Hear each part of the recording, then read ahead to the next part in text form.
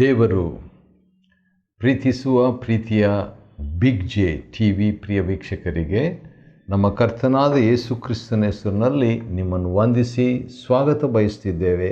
ಬನ್ನಿರಿ, ದೇವರ ವಾಕ್ಯವನ್ನು ಯೆಶಾಯನ ಗ್ರಂಥ ದ ಬುಕ್ ಆಫ್ ಐಸಾಯ 46ನೇ ಅಧ್ಯಾಯದಿಂದ ನಾವು ನೋಡಲಿಕ್ಕಿದ್ದೇವೆ. The book of Isaiah chapter 46.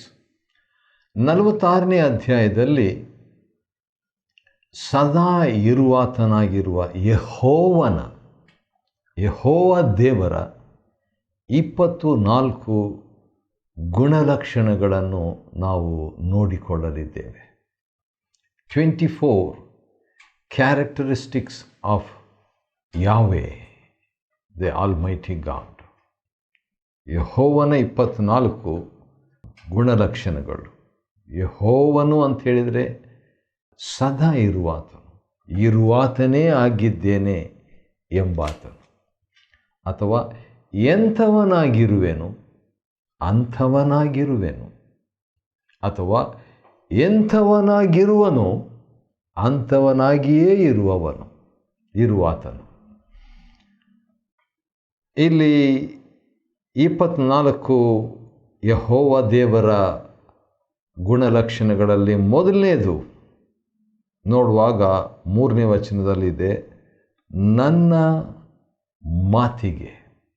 ದೇವರು ನೋಡ್ರಿ, ತನ್ನ ಮಾತು, ತನ್ನ ವಾಕ್ಯಕ್ಕೆ ಆದ್ಯತೆಯನ್ನು ಕೊಟ್ಟು ಪ್ರಾರಂಭಿಸ್ತಾರೆ. ಕೆಲವು ವರ್ಷಗಳ ಹಿಂದೆ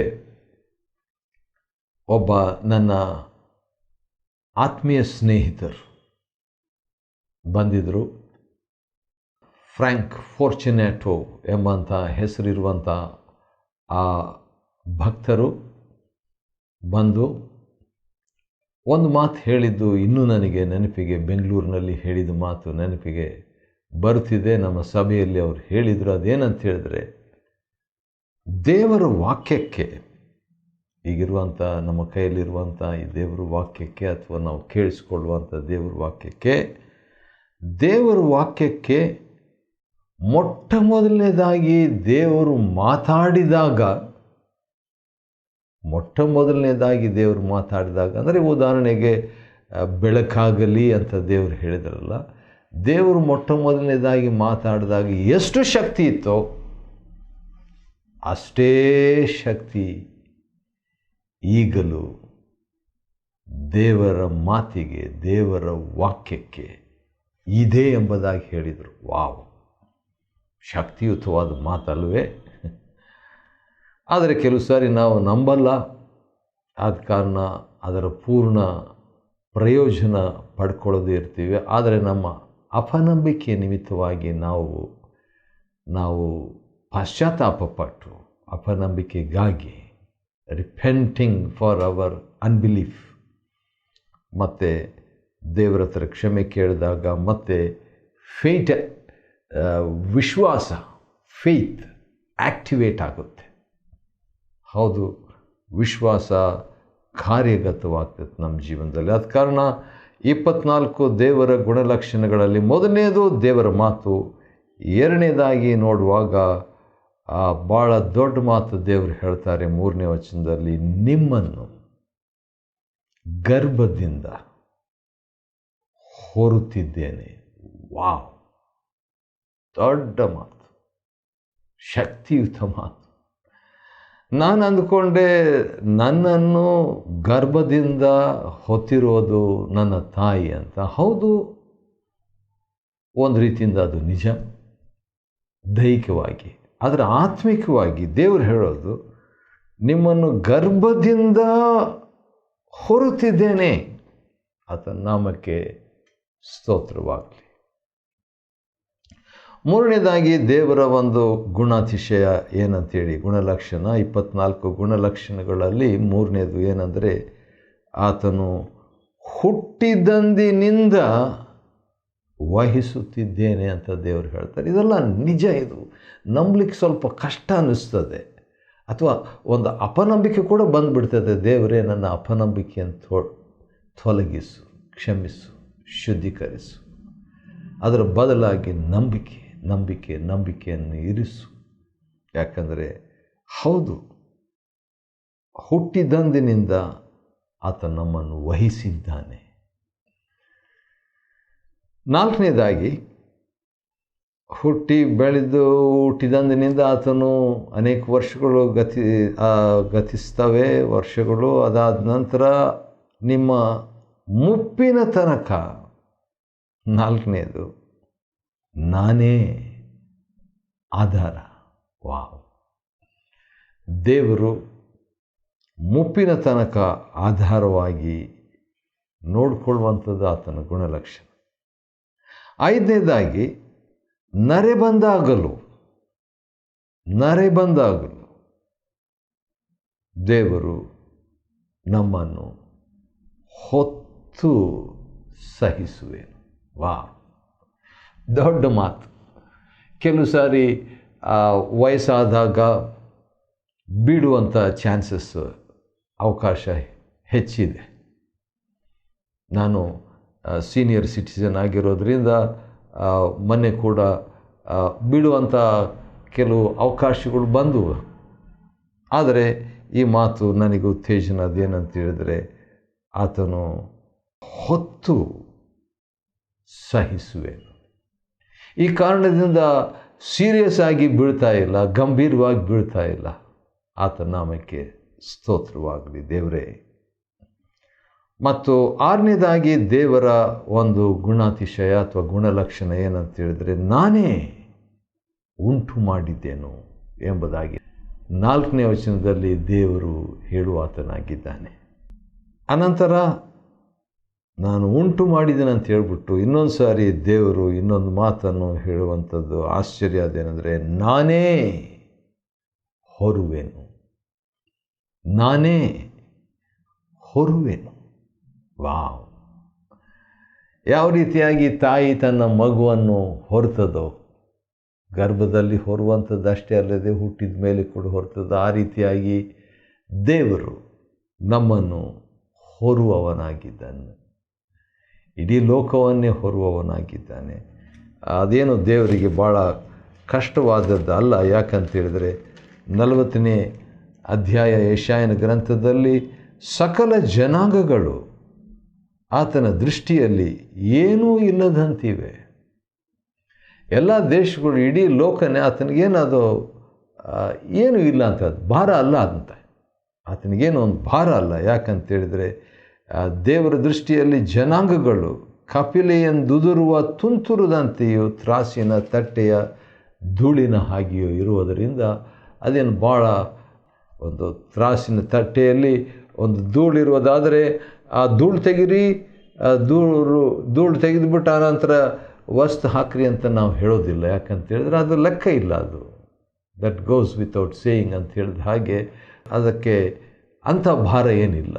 ಅದೇ ರೀತಿಯಾಗಿ ದೇವರು ನಾನೇ ಹೊರುವೆನು.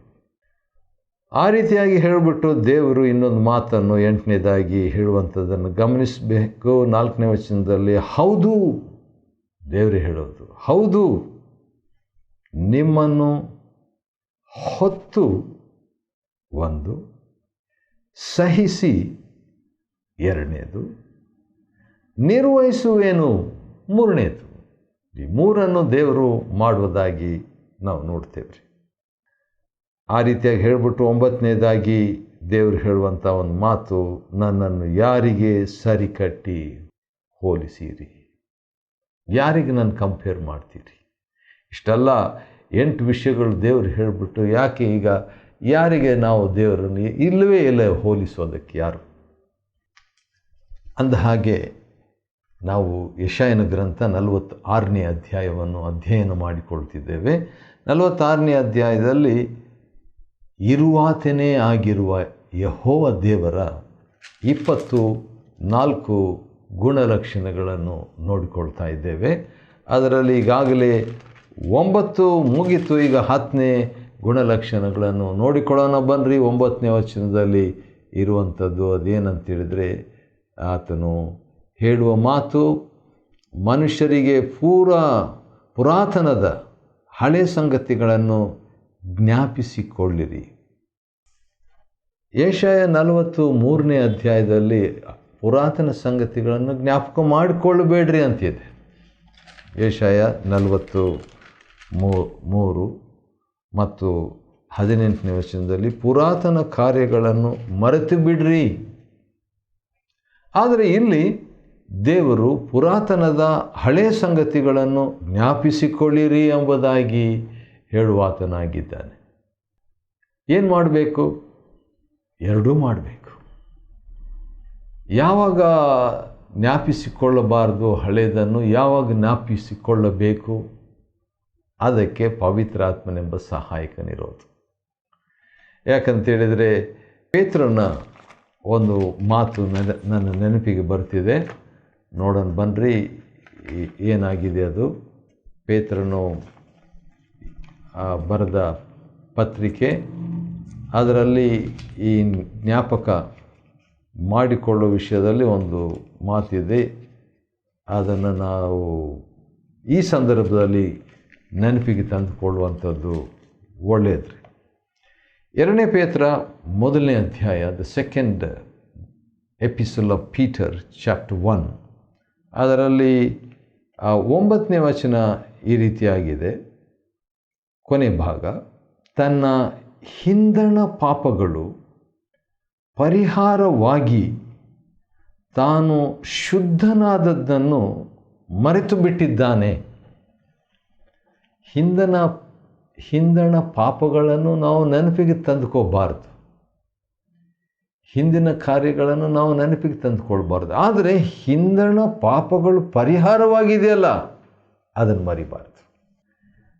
ನಾವು ನಮ್ಮನ್ನು ದೇವರು ತೆಗೆದು ಪುರಾತನ ಹಳೆಯ ಸಂಗತಿಗಳು ಯಾವುದು, ದೇವರು ನಮ್ಮನ್ನು ಶುದ್ಧ ಮಾಡಿದ್ದು, ಕ್ಷಮಿಸಿದ್ದು, ನಾವು ದೇವರನ್ನು ಸಾಧಿಸಿದ್ದು, ದೇವರು ಆಶ್ಚರ್ಯ ರೀತಿಯಿಂದ ನಮಗೆ ತನ್ನ ವಾಕ್ಯವನ್ನು, ತನ್ನ ಆಶೀರ್ವಾದವನ್ನು, ತನ್ನ ಸಹಾಯವನ್ನು, ತನ್ನ ಬೆಂಬಲವನ್ನು, ತನ್ನ ಸ್ಪರ್ಶವನ್ನು, ತನ್ನ ಸಂಧಿಸುವಿಕೆಯನ್ನು ನೀಡಿದ್ದನ್ನು ನಾವು ಮರೆತು ಹೋಗಬಾರ್ದು. 11ನೇದಾಗಿ ದೇವರ ಗುಣಲಕ್ಷಣಗಳಲ್ಲಿ 24 ಗುಣಲಕ್ಷಣಗಳಲ್ಲಿ 11ನೇದು ಏನಂದರೆ ನಾನೇ ದೇವರು. ದೇವರು ನಾನೇ ಎಂಬುದಾಗಿ ಹೇಳುವಾಗ ಬೇರೆ ಯಾರೂ ಇಲ್ಲ ಎಂಬುದಾಗಿ ಅದನ್ನು ಕೂಡ ಮುಂದೆ ಹೇಳುವಂಥದ್ದನ್ನು ಗಮನಿಸ್ತೀವಿ. ಇನ್ನೂ ಯಾರೂ ಅಲ್ಲ ಅಂತ ಹೇಳಿಬಿಟ್ಟು ಅದನ್ನು ಕೂಡ ಆತನು ಹೇಳುವಾತನಾಗಿದ್ದಾನೆ. 12ನೇ ಅಂಶ ಅದು.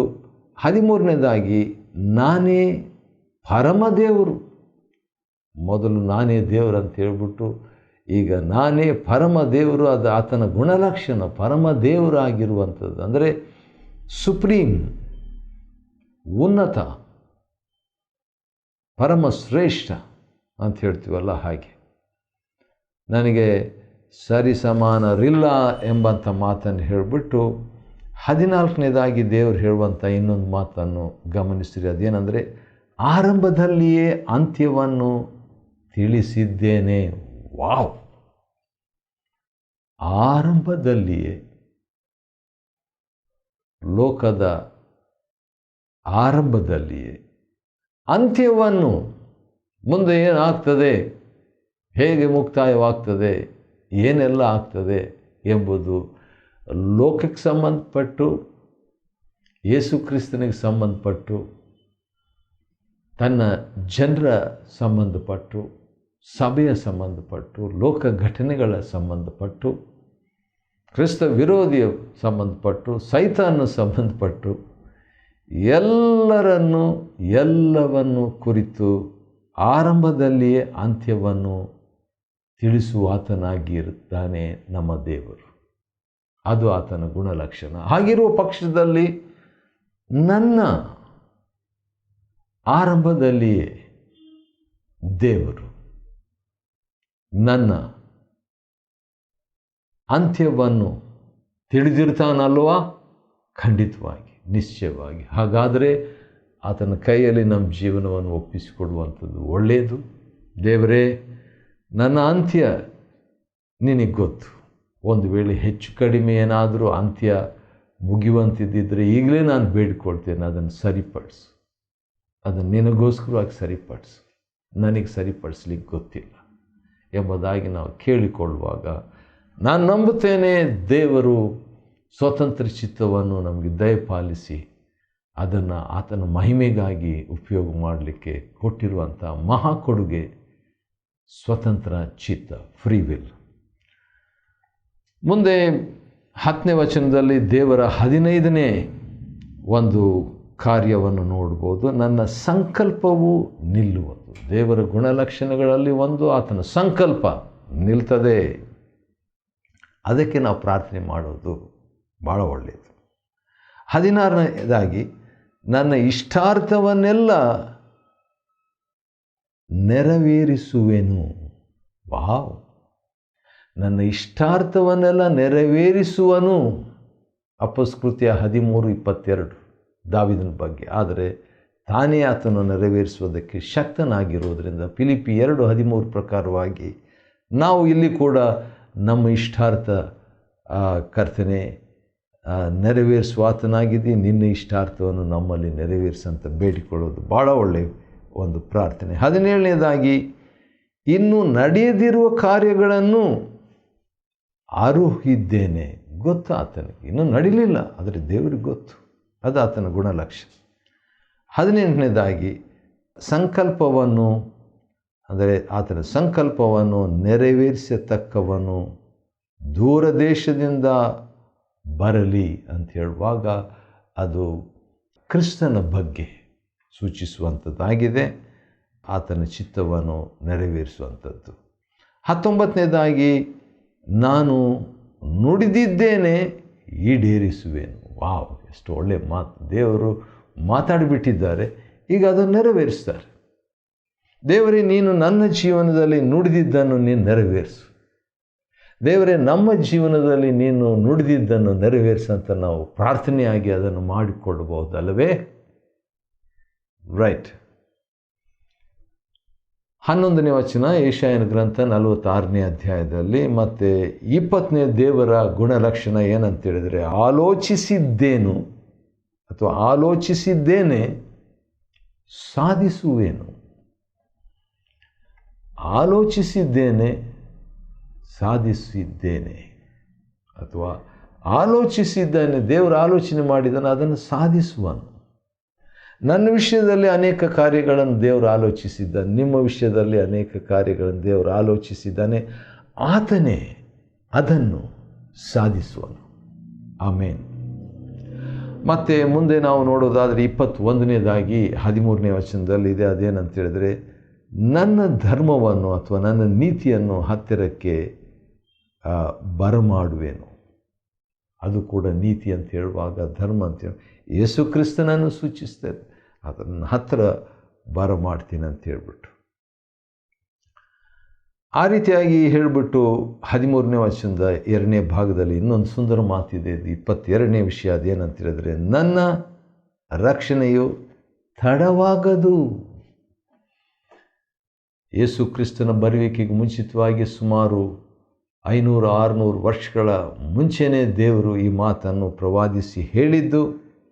ಹೌದು. 23ನೇದಾಗಿ ಚೀಯೋನಿನಲ್ಲಿ ರಕ್ಷಣಾ ಕಾರ್ಯವನ್ನು ನಡೆಸ್ತೀನಿ ಎಂಬುದಾಗಿ ಹೇಳ್ತಾನೆ. ಹೌದು, ಅದು ಲೋಕಕ್ಕೂ ರಕ್ಷಣೆ, ಚೀಯೋನಿಗೂ, ಸಭೆಗೂ, ಯಹೂದ್ಯರಿಗೂ ಕೂಡ ಆ ರಕ್ಷಣೆ ವಿಶೇಷವಾಗಿ ಆ ರೀತಿಯಾಗಿ ನಡೆದಾಗ ಆಗುವಂಥದ್ದು ಏನಂದರೆ ನನ್ನ ಮಹಿಮೆಯನ್ನು ದಯಪಾಲಿಸುವೆ. ಅದು ಕೂಡ ಯೇಸು ಕ್ರಿಸ್ತನನ್ನೇ ಸೂಚಿಸುವಂಥದ್ದಾಗಿದ್ದರೆ ಯೇಸು ಕ್ರಿಸ್ತನೇ ದೇವರ ಮಹಿಮೆ, ಆತನನ್ನೇ ನಮಗೆ ಈ ಲೋಕಕ್ಕೆ ಕೊಡ್ತೇನೆ ಎಂಬುದಾಗಿ ದೇವರು ವಾಗ್ದಾನ ಮಾಡುವ ಆತನಾಗಿದ್ದಾನೆ. ಯೆಶಾಯನ ಗ್ರಂಥ 46ನೇ ಅಧ್ಯಾಯವನ್ನು ಅಧ್ಯಯನ ಮಾಡಿಕೊಳ್ಳುವಂತೆ ದೇವರು ಕೊಟ್ಟ ಕೃಪೆಗಾಗಿ ಆತನಿಗೆ ಸ್ತೋತ್ರವಾಗಲಿ. ದೇವರು ನಿಮ್ಮನ್ನು ಆಶೀರ್ವದಿಸಲಿ.